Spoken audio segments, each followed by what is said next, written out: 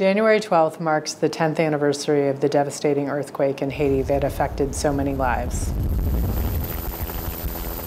But I'm going to tell you a little bit about what I saw and what I experienced in Haiti over the last few months. I arrived in Haiti in mid-September, which is about the time that the latest round of protests erupted. These protests are driven by underlying economic causes, political challenges, civil society's resentment of corruption in the country.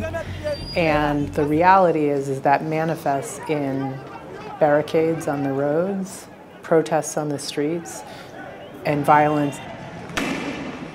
The goal of Pays Lock, which literally means country blocked, was really to shut down the country and force the president to leave. That was the objective of these protests.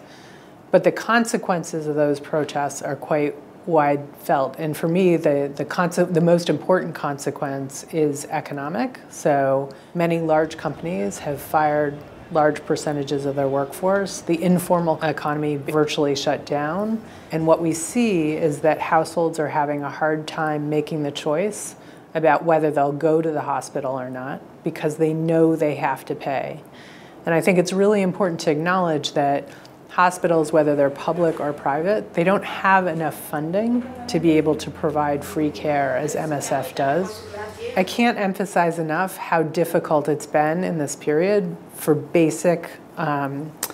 basic functioning of hospitals. So throughout it, there were crises for individual things like fuel, oxygen, and other basic medical supplies. But every day, patients need to pay for the very basic supplies that are used to treat them, including gloves, and sutures, and drugs, and other essential ingredients.